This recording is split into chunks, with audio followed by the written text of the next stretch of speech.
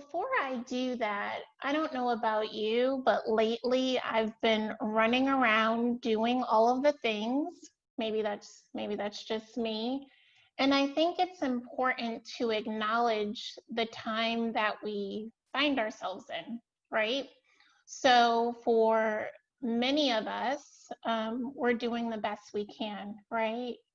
For some of us, there have been realities related to the pandemic. Maybe there's some stuff happening emotionally, physically, or health-wise, although I sincerely hope everybody's families are healthy and you're healthy. And so before I dive into saying all of the things, I just want to take a moment of silence. I just want to take a breath just to acknowledge the space that we're in, and then we can do the work. So with that, just a moment.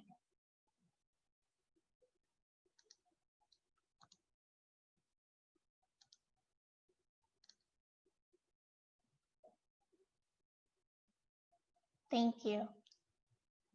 Thank you. So let's get into it. All right. I'm going to share my screen. Give me a thumbs up if you can see it. I love the interaction, and continue to do that. Chat with me, talk with me. I want to hear all of your questions. And I think it'll become clear as we have this conversation, as we go through this journey, why I've titled this session, Lessons from the Fall, a conversation for the new entrepreneur, but let's just agree it's a conversation between us, however many there are. It's a conversation between you and I. And so first thing I want to do, so I was a teacher, right? And so you're going to hear me go back and play back to make sure that you're with me. And so I think it's important to kind of set up what you can expect from me. So at the end, you can say, did she really do that? Did she really do that? And so for our conversation today, the first thing I want to do, shockingly, is explore entrepreneurship. I want to talk about that community. I want to share with you some data that I've been digging into and provide you my own insights. The second thing I'm really excited about is 4 high-level questions, and it's going to make a lot of sense when we get to that point. I would argue I've framed them as entrepreneur-specific questions, but I think they'll be questions for any professional. Third, true to my nature, you're going to have to get to know me and a little bit about my story, not about what you can find on LinkedIn, which is useful and great, but the stuff beneath the surface. And then fourth, I hope you leave here with some opportunities for reflection for your own journey. And so my intention, success for me in this session looks like you walking away with some notes and journaling later on. Excuse me. And I have a lot of caffeine, so you're going to see that throughout. All right, let's get into it. So entrepreneurs, I am an entrepreneur. I love being a part of this community. And to me, some of our attributes are we are innovative, we are risk takers, we are the individuals who imagine a world without any restrictions. And if you are in this space, be it part-time, full-time, thinking about it, I want you to know that similar to me, you are absolutely unique. But we are a large community. I didn't even know this number existed. I had no idea. I was like, really? There's that many of us? So worldwide, there are over 580 million entrepreneurs. And I think that's important to sit with that, to know that there is a community of peers that you can talk with in the entrepreneurial space. And you can see at the bottom, very, very tiny, where my data sources are. So feel free when the presentations are shared to look up and do your own research. The second thing that I thought was interesting is that entrepreneurs, so here's a shocker, the biggest Motivation is they want to be their own boss. And what does that mean? I don't want to be micromanaged. I want to have control of my time.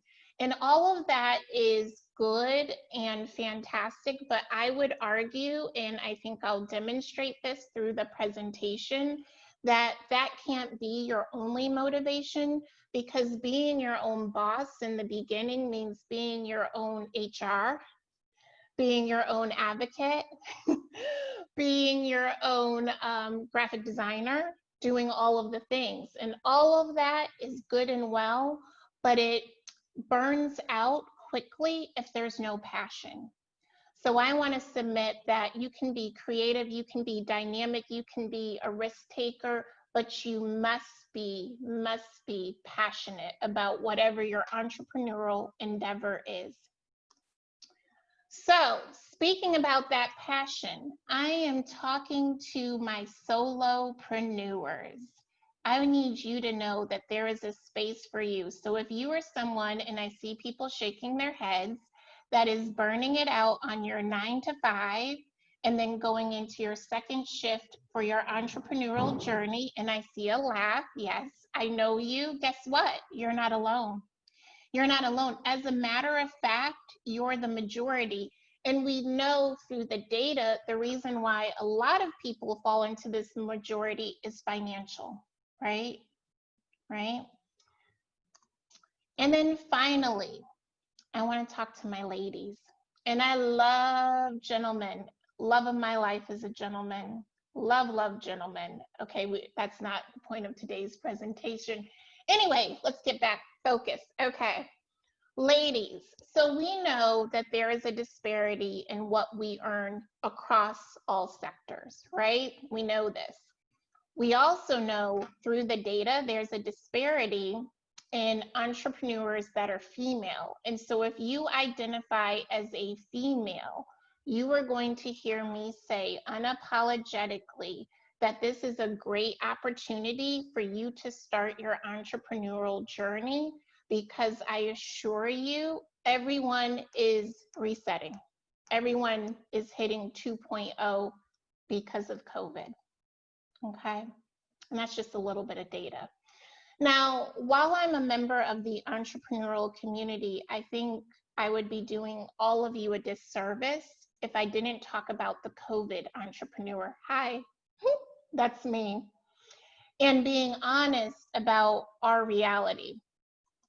So, what can I tell you about the COVID entrepreneur? Well, let me tell you what the data says. And if you're a small business owner, you may be falling into this category. The reality is since, what is it, March 11th, right? When this really became classified as a global pandemic, business owners are having to make difficult choices. And the data suggests, there's a variety of data out there, that it's between 60 and 70% of people who are returning back to their roots. Maybe they're, going back to being a solopreneur. Or maybe they're in a situation where they have to furlough people and have difficult conversations. And while that is a reality, and you'll hear more about that, I want everyone on this conversation to hold on to the fact that this is also a playground for innovation. Businesses are being developed, particularly, I'm an event planner, so in the virtual event space, we're thinking of different ways to engage, we're thinking of different production opportunities, but I need you to know that there is power in the pivot and there is promise in the pivot, and I'm so proud that I just did that alliteration. Feel free to write that down. But beyond saying there's power and there's promise and pivot and transform and do all of the things, sometimes what I think is missing beyond the data is the stories, right? I look at social media and sometimes all I see is the highlight reel. Oop, random fly. And I don't see the reality, right? And so to emphasize or illustrate the point of the COVID entrepreneur and why I am still optimistic being a COVID entrepreneur, I want to tell you a story. So, remember I said you'd learn about me. This is good. So, to know me is to know the story of my name. My full name is Melva LaJoy Jones. I have the honor of having my father's namesake, Melvin. Melvin always wanted a daughter, and despite the fact that my grandmother, until her death, bless her heart, called me Gertrude, loved the name Gertrude, called me Gertie until her death, ultimately, thankfully, I was named Melva. My middle name is LaJoy because my parents, Melvin and Joyce, have been married 54 years, which I know you're shocked because you're wondering, how am I 25? I know. Anyway, it's not that funny. Anyway, my parents, as a lot of humans do, struggled to have me. And so the middle name means love and joy. I'm the love and joy of their life. And my business name, LaJoy Plans, represents for me that planning is the love and joy of my professional life. But if you know anything about life, you know that it has peaks and valleys, ebbs and flows. And so 2018 is what I characterize as my personal pandemic.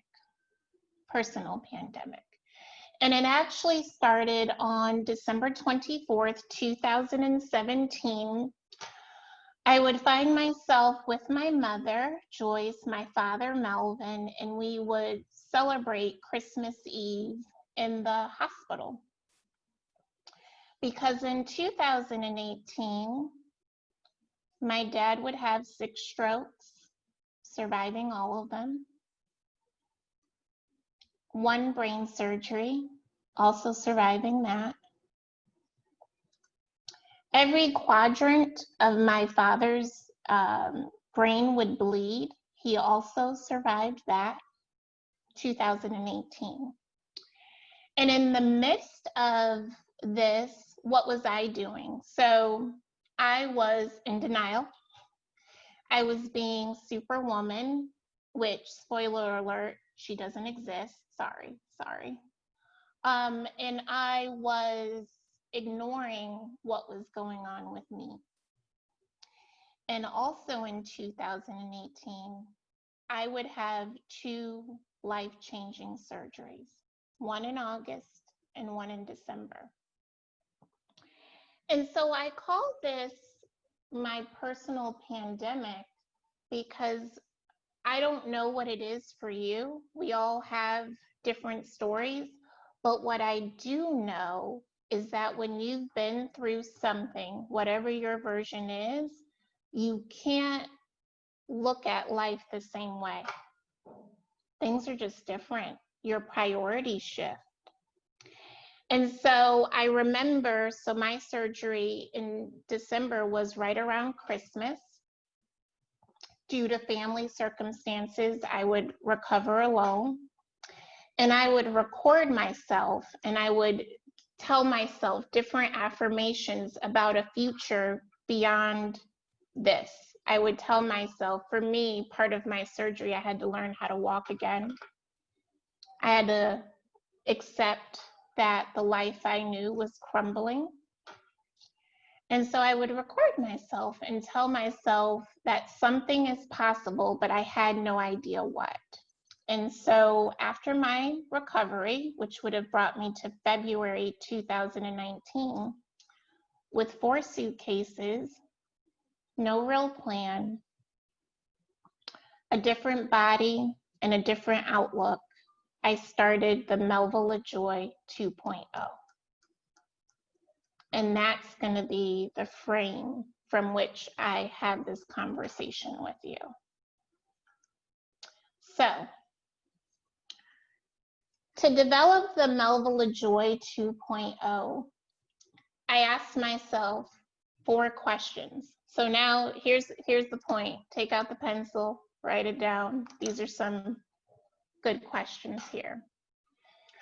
The first question was, what is the story I have written about my life, and does it align with my current reality? Well, I can tell you that the story I wrote about my life entailed,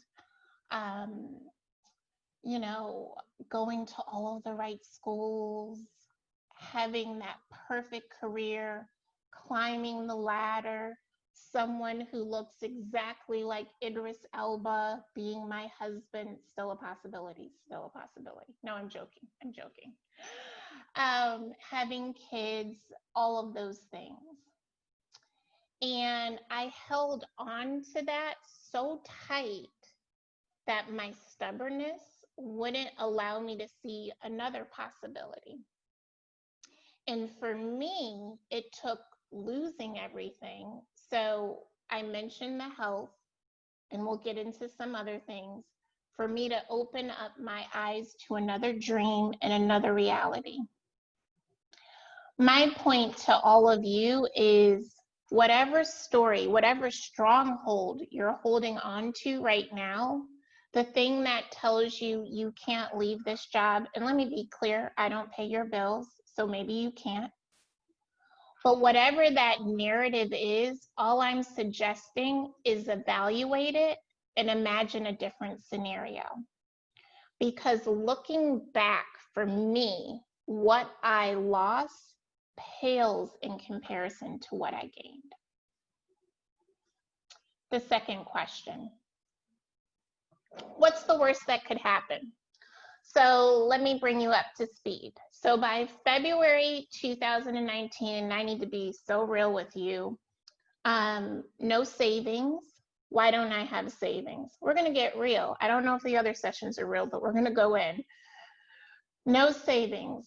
I didn't have savings because I gifted my savings to my parents to help fund their health care. No real retirement plan. My surgery is such that one of the byproducts is I would not be able to have children. And so I had to write another story, right? 4 suitcases. And so I told myself, what's the worst that could happen if I explored this entrepreneurial journey? Well, if you're like me, who likes nice things, you know, I look nice today, right? So broke, not being able to replenish those savings, missing out on things. What is that called? FOMO, I think. All of those things. And mind you that I moved from a very nice place with my 4 suitcases into a family member's room. I'm a very grown person and hadn't lived in a room like that until college. On the other side, though, what I told myself was that maybe I could finally do it. Maybe I could make more money than I had ever imagined. Maybe everybody else who had encouraged me for years was right. Maybe. And for me, I can't decide this for you, but for me, I decided after my personal pandemic that I deserved a shot. And if the worst case scenario was that my very grown self was going to end up living back home with my parents, I was prepared to take that risk. And so I can't decide that for you, but before you just X out entrepreneurship, really think about the worst case scenario. And let's go ahead and remove from the list what other people think. Let's just eliminate that. Am I willing to ask for help? So that was very inspiring, what I just said, and now I'm about to say something else. I did not ask for help. I did not ask for help because I was embarrassed. I was stubborn. I can do it my own way, blah, blah, blah, blah, blah. And I was wrong. I was absolutely wrong. And even if I didn't know I was wrong, I want to tell you about the data. I need you to know, as someone pursuing entrepreneurship or considering it, the data is clear. The majority of people get help. The majority of people, I don't feel like social media says, hey, I just got this loan. Hey, someone came through and invested. The majority of people do. I did not do that, and I wish I did that. And so help may not be financial help. Help for my humans on this conversation who are parents, help may be, can you watch my kid friend so that I can go to this networking event? Help may be for friends who have friends that are attorneys. Can you look at this contract? Because I can't pay an attorney. I just want to make sure I'm protecting myself. Help. So think of it in a community way. And then this one we'll explore more, but for right now, the fourth question, particularly now, particularly for my COVID entrepreneurs, and I need to stop saying for my entrepreneurs, how do you shift, repurpose, and redirect your passion into a business? And that's a long way of saying, how do you stay relevant, right? Because here's another data point, love my data, businesses fail when there's no market need. So let me give you a very good example. I'm an event planner. I love events. I love how we gather together. But guess what I can't hold on to? In-person events. Gee, I can't market in-person events. I can't say I'm available for your 1,000-person conference. That's not reality, right? That's not the market need. So I have to pivot. I have to shift. I have to redirect. So in summary, let me just recap. So we talked about the personal pandemic, and I'm saying, look, consider what that is for you. And we're going to talk about that in a little bit more detail later. And then these questions are about the story we tell ourselves. For me, it was when I was 13, 14, about that dream life, whatever that story is, and evaluating it. Being real with yourself, by yourself, what's the worst that could happen if you tried? Asking for help, and I should mention, qualify who you ask for help, because everyone that's in your life may not be able to grow with you. That's just real. And then when you have a business or have a concept, testing it against your market, because the world is changing. Okay? Thumbs up if you're with me. We're going to keep going. Cool. So, of course, I got to talk about a Phoenix moment. It can't be all doom and gloom, right? Give me 1 second. So, 2018, February 2019, the 4 suitcases in the room. And what happens next? Well, I went to work. From 2019, I went from 0 to 32 events that we would have booked and planned pre-COVID. And I was on pace, I have to say was, because COVID is real, to make the most money I've ever made in my life. I expanded the team. So I learned from my poor behavior, oh, I got help quick. And help for me looked like this. I engaged an attorney, which, wow, I didn't know how important that would be. No one could have told us about COVID.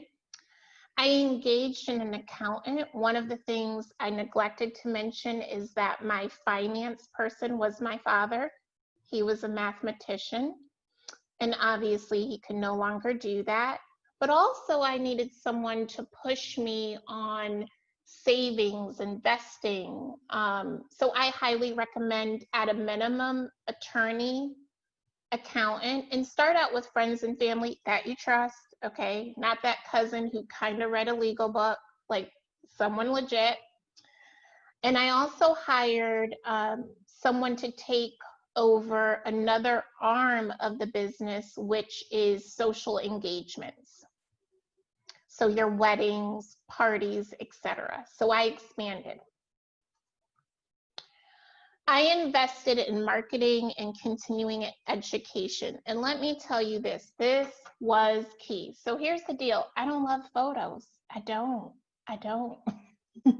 I know there's a lot of photos, but guess what? There's a lot of help behind those photos. There's hair, there's makeup, there's lighting.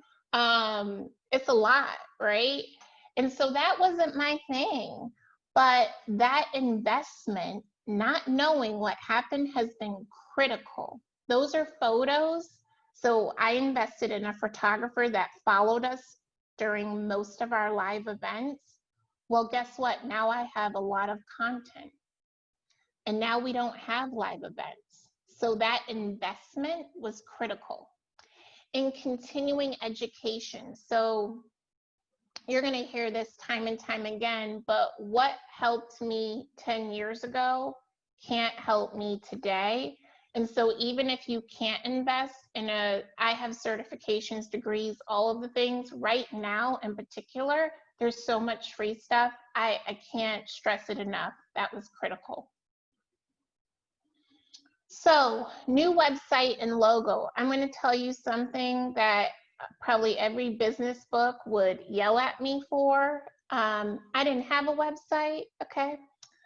And the logo was good. It was great, but there's no other way to say this. I had to level up.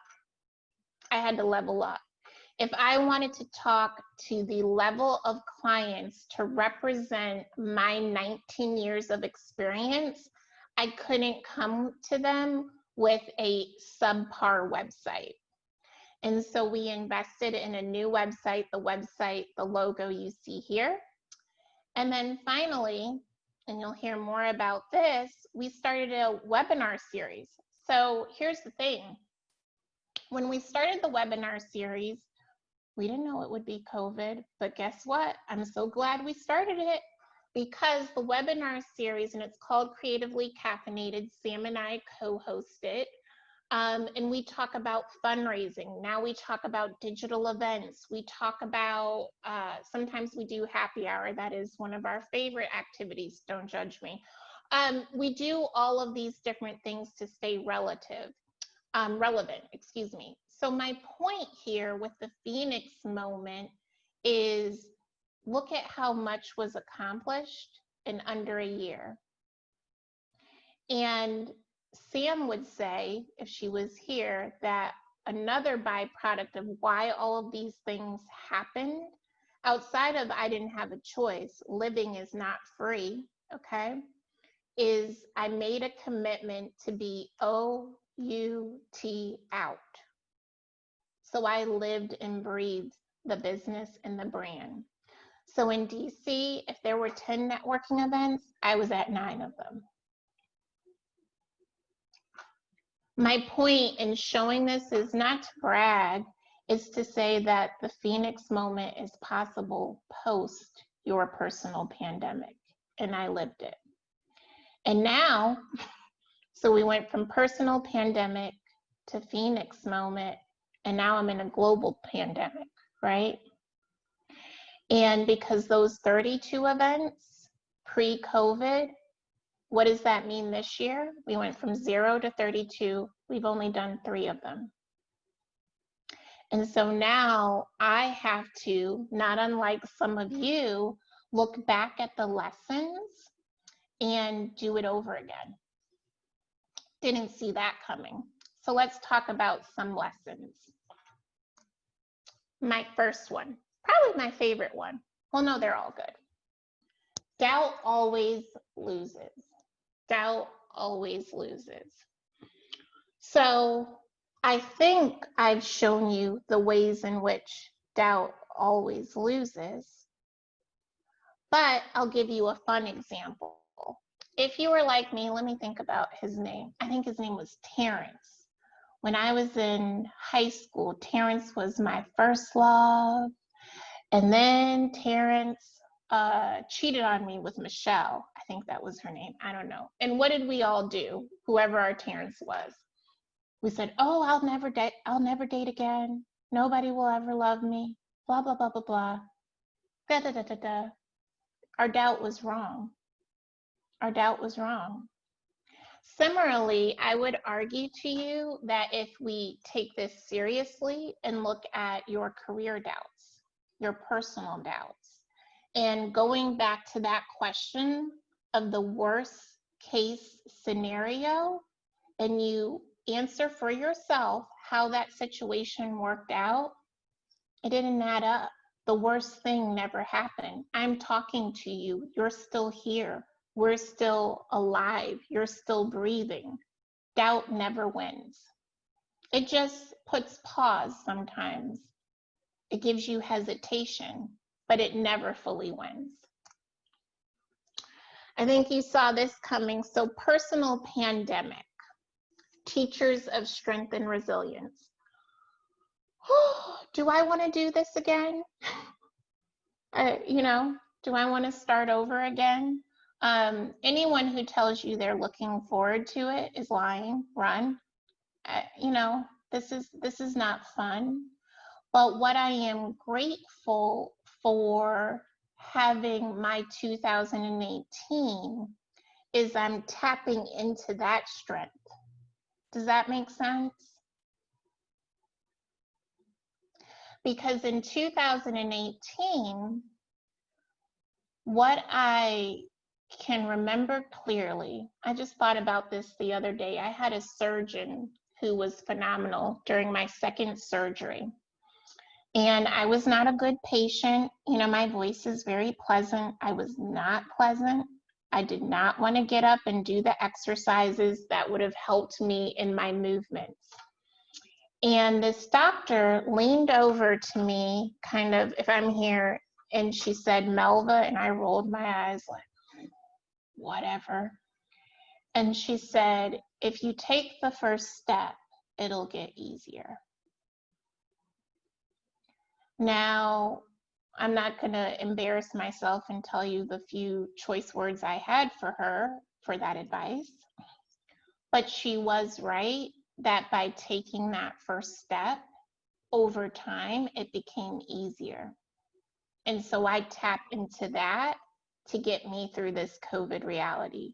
And even if I didn't have that example, so I mentioned my dad, who is still alive. The picture you saw was from his birthday, May 25th. But I don't think I finished that story. My dad has dementia. And if you know anything about dementia, well, for those of you that don't know, it's a cognitive disease and it means mental decline. And so here was a man who was a brilliant mathematician who cannot tell me the days of the week. But every day my dad gets up and tries. And so the lesson here, and I don't know your lesson, but what I do know is that we all have personal pandemics, that stuff we don't talk about. I want you to tap into that as you're evaluating what your entrepreneurial path will look like for you. Third, this is a good one. Woo!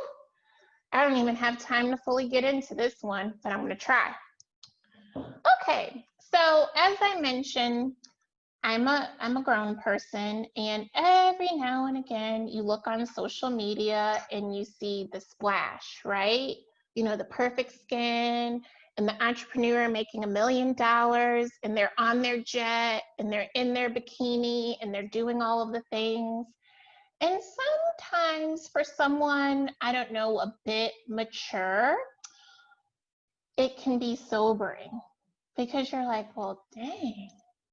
I coulda, I shoulda, right?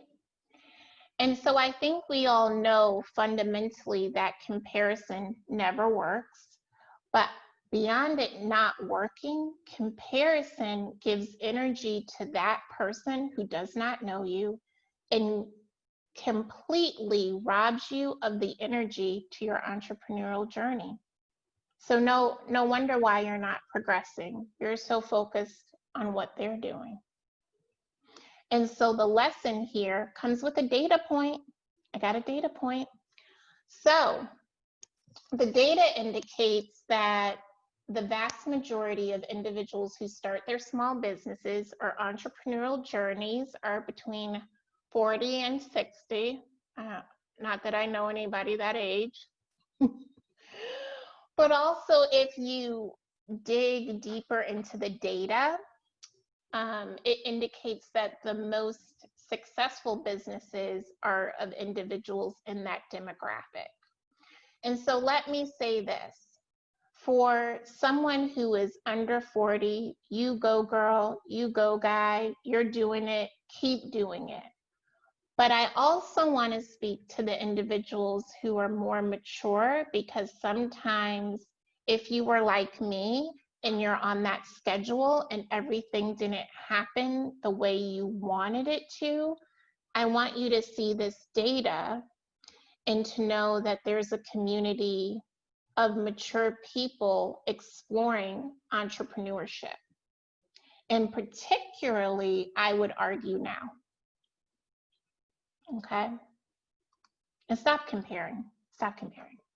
So make smart investments. So I struggled with this one as well, because the reality is there are a nice group of people here. I have no idea what your entrepreneurial desires are. So how can I give you advice as a planner and you want to have an accounting firm, or as a planner and you want to do this? So I tried to identify things that I think have meaning across any industry. So the first is education. So I said this before, but I'm saying it again. I have degrees. That absolutely matters. On my LinkedIn, I say event expert, though, not because of the degrees. I say it because of the continuing education. Actually, my degrees have nothing to do with what I'm doing. But I mean, go to college, do all of those things, yes.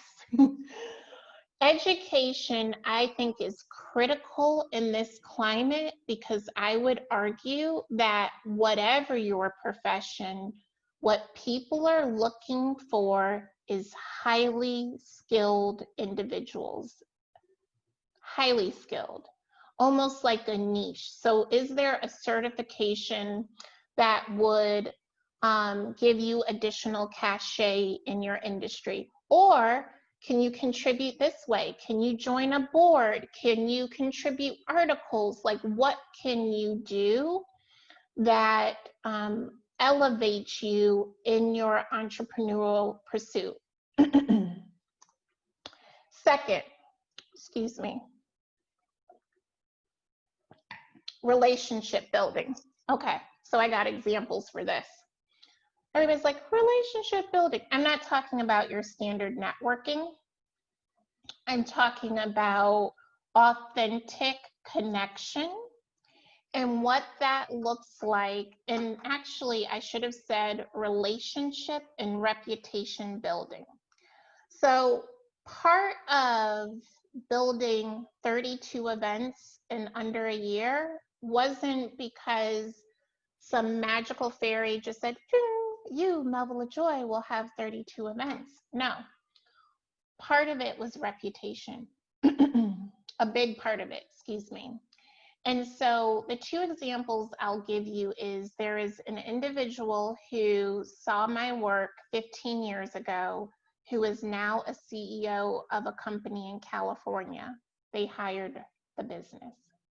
There's another individual who saw our work maybe 10 years ago. They hired us for their wedding, right? How does that happen? Well, a couple of things. I'll give you a couple of nuggets. Number one, you got to do the work. You got to do the work. And you have to consistently do work above expectation. Now, I had no idea, and without an agenda, I had no idea 15 years ago that she would contact me now. But I do know 15 years ago, I was in the business of doing excellent work above expectation without an agenda. Number two, you have to be intentional about your relationship and reputation building. So I actually have, and everybody knows this about me, on my calendar, I have days that I reach out to past clients, clients that I'd like to have, people I met at networking events, et cetera, et cetera. It is just like you work out, okay, or you go to happy hour, all right? Relationship and reputation building, I suggest, I highly recommend you make it a calendar appointment for your business. And then the third thing, which I can't do for you, but I can tell you it works, be real. I don't have another way to say that. Be authentic. The one thing I hear from people, and let me be clear, I have a LinkedIn because my mentee taught me how to do Instagram. See, I can't even get it right. Instagram, because he was like, Miss Melva, you got to get Instagram, okay? And I said, okay, I'll do Instagram, but I do it my way. I do it my way. So this morning, that means I was huffing and puffing with a top knot on the treadmill talking on Instagram. Sometimes that means posting Melvin. Sometimes it means giving advice. But I think whatever you do, be authentic in it, and your relationships it'll just naturally happen. And I'll give you some of Melvin's best advice. He has greatest hits. My dad always used to say, your word is the only currency that matters. Credit Melvin Jones. Your word is the only credit that matters. So relationship and reputation building. And third, marketing. Woo! I didn't want to believe it. If my team was on this session, which they're not, thankfully, because they would be saying all inappropriate things, they will tell you I didn't want to do the photos. I didn't want to do the website. Unfortunately, the makeup artist that works with us, I like have coffee and all of the bad things while she's trying to do my makeup. I'm not that person.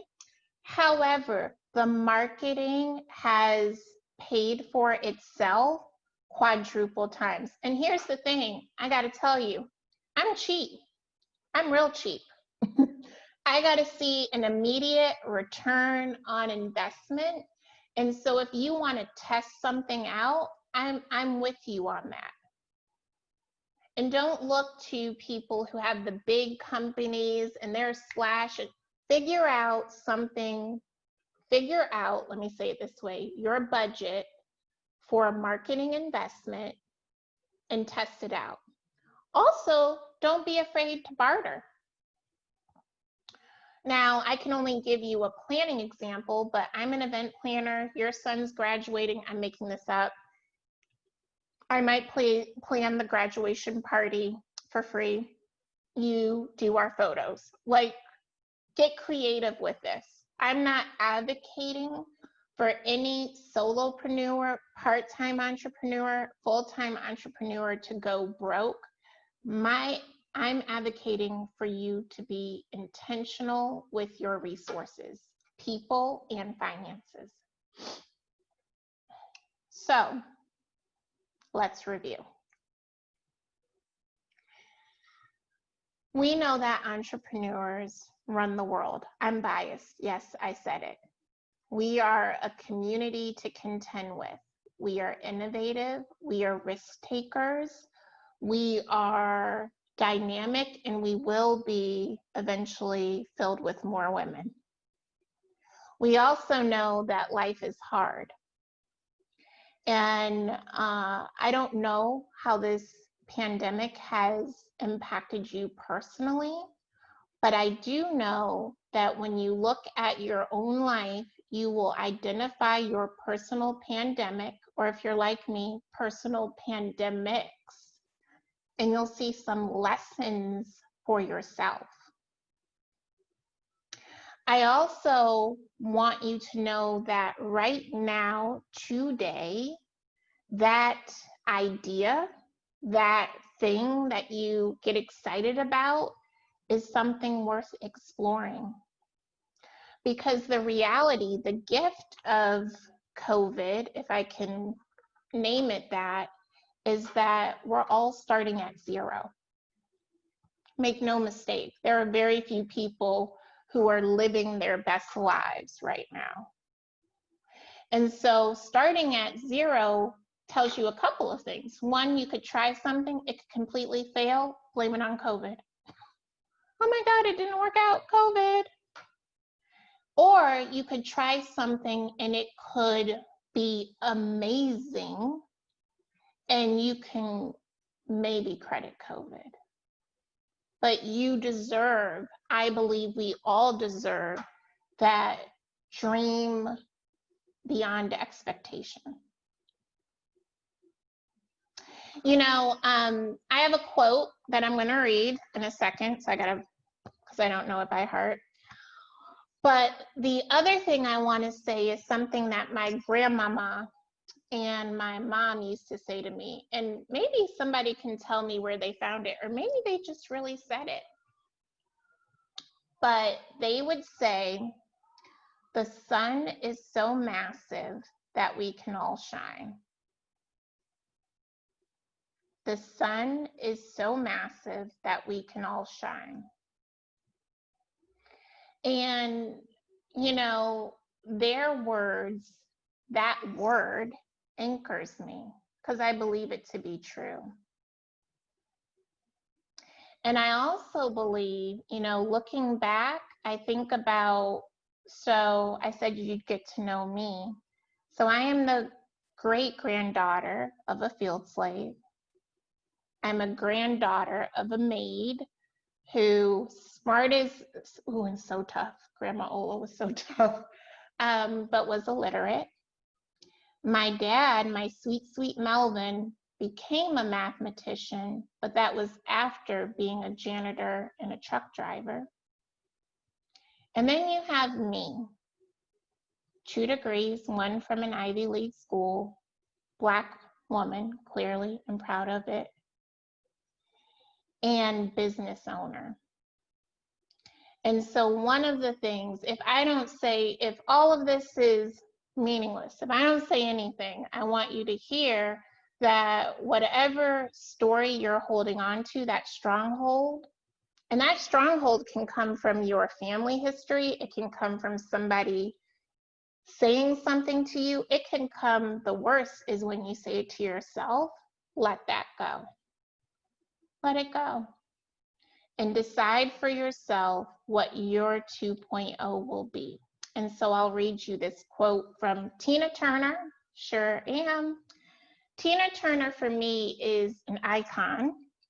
The love of my life knows I want him to find a way to introduce me to her, but she's an icon to me because outside of her musical talent, she is a woman that didn't see success until later in life, post an abusive relationship. She is also a woman who lived on welfare to support her family. Like a lot of people don't know that, they just know that part of the story, right? The Tina. And so let's read the quote. It says, sometimes you have to let everything go, purge yourself. If you are unhappy with anything, whatever it is bringing you down, get rid of it. Because you will find that when you are free, your true creativity, your true self comes out. And so my hope to this group is that you dream beyond and outside of your comfort zone. I've enjoyed talking with you. And with that, I'll take your questions. Thank you. Thank you so much. There's so many great points. Now is an opportunity. We have about 10 minutes to dive into Q&A. You have the ability to unmute yourself, join in the conversation, ask questions. I'm going to take the spotlight off of Melva, and let's dive in.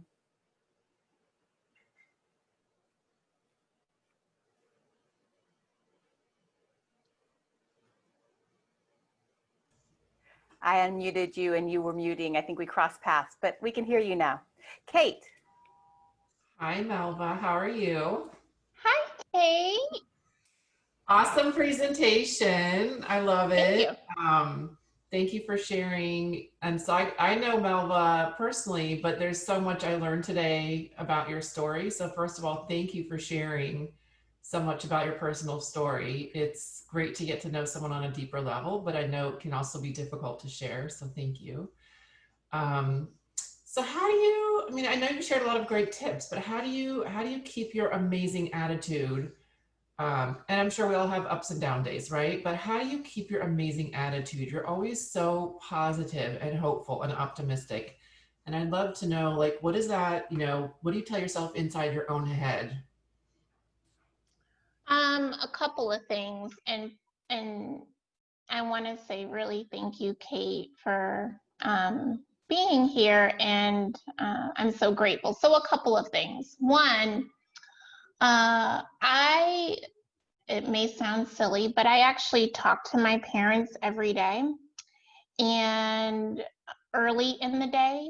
And there is something about hearing my dad's optimism when he doesn't really have himself tethered to this reality that motivates me, and it kind of gets me out of my funk. Two, I just keep telling myself I know where I come from. I think about my mom who is supporting a partner of 54 years through dementia. I think about my dad and what it must have been like to both of my parents grew up in the segregated South and lived that reality.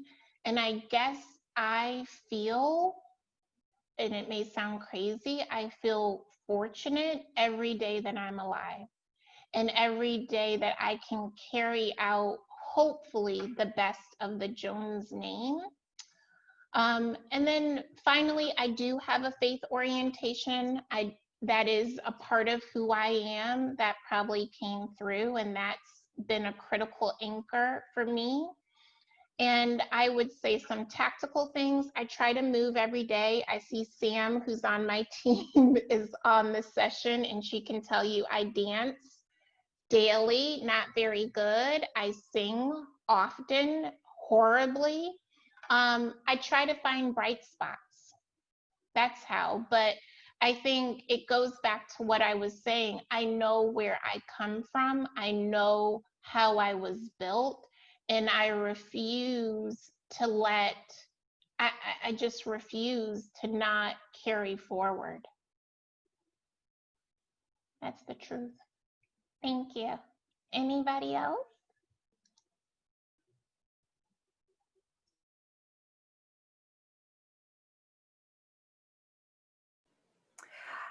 You can unmute yourself, and if you have a question that you want to throw in the chat, I'm happy to read it aloud as well. Oh, go ahead. Oh, hi, Melba. This is Tavia Cummings. I have a question. So I know you've got a lot of, you have I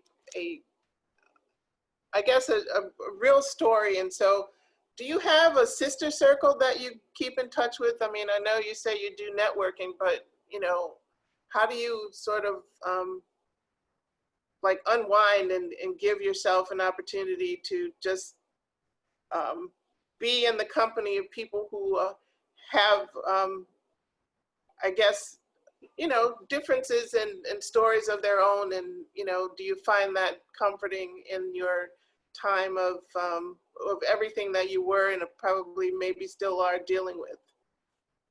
Absolutely. So I have to say that I am very blessed to have an amazing sister circle, which is connected to my family. I mean, when I tell you that I showed up on who I would consider my sister's door with 4 suitcases, a bucket of tears, and no plan, and she took me in without question.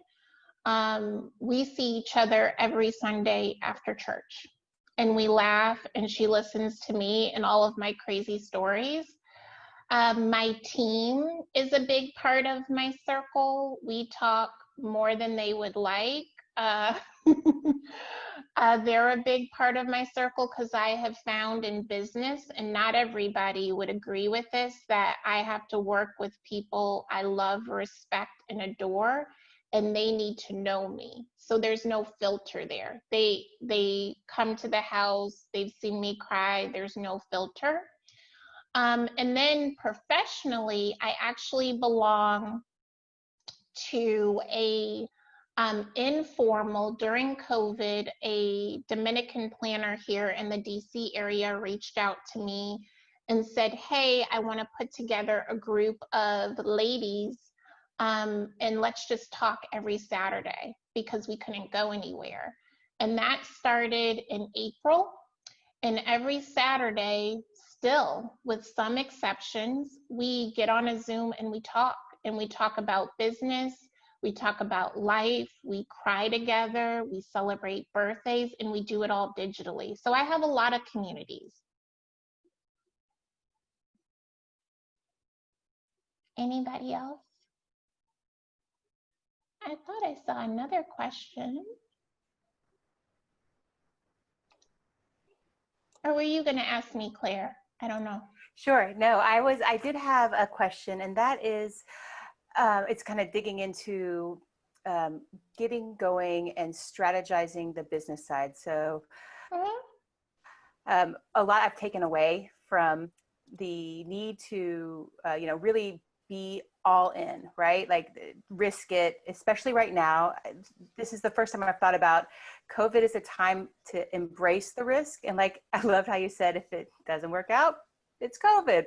I mean, that's great. I want to know if you can say, I'm concerned about how much to invest, not time-wise, but budget-wise. If there's an amount that I, as an early and beginner entrepreneur who is in the event world, has been planning events for 15 years, but from a corporate perspective, and now it's time for me to take the reins.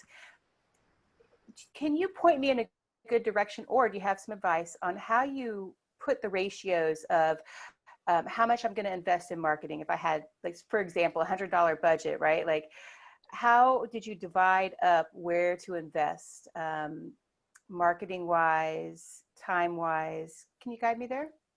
Yeah, so here's a short answer, and let me just say that if someone has more specific questions on this, just, let's talk. A couple of things. The first thing I did was I sourced my community and figured out where I could tap into free skilled resources. The second thing I did, so let's use your example, $100. I'm going to try to do the math. I would say I spent, let's say, $40 or a third on marketing, because I knew not only DC is home for me, but I was away for some years and had just gotten healthy, and I knew I needed to be out there. And so marketing as a multi-tiered strategy, so business cards, I'm talking very basic business cards, the pictures that I mentioned, but also investing, even if it came at a cost, in going to certain networking events. So that would probably have been $40. It might even have been $50. The second thing, so for me, and I don't think this is for everyone, but if you realize you have a skill gap, whatever that skill gap is, I would say invest in that. So for me, the social event space, which is why Sam was so critical, social media, etc., was my skill gap. And I kept getting feedback that that was critical for the business to go to the next level. And probably the third thing, I go back to that continuing education, particularly in a corporate setting. So for us, some of our RFPs, we're starting to see a scenario, request for proposals, excuse me. We're starting to see where they're asking for certain credentials that combined we all have. So that has proved to be important for us. The last thing I will say, because I know time is short, is I am highly resourceful. And I think before you invest in your business, you need to look at your household and gather your family, if that's your reality, and make sure you can take care of life before you take care of your love, meaning your passion, your professional passion. And so I really want to stress, I see some people go all in on marketing and get a $10,000 website, and I didn't do that. I don't suggest that. I think you need to evaluate your house, see what's left, and make strategic choices on how you invest in your professional love. That was very generic, but you don't stay an entrepreneur if you're broke. You don't. Insurance, so let me be very specific. Insurance, I pay for. Equipment, I pay for. The business cards for the team. So again, just being very thoughtful about that. And I feel so passionate about that, anyone, let me put my email in the chat. I think Sam is on here, if I can figure out where the chat is. Sam, if you're on here, put my email in the chat, because now I can't find the chat. Email me. I will make time to talk with you. Oh, I found it. And we can work on your specific situation to the extent that you let me in together. Just email me. Was that helpful, Claire? It was fantastic. I really liked the closing remark about balance and life and your own personal reality and making sure that you've got things in check to be able to progress forward. Mm-hmm.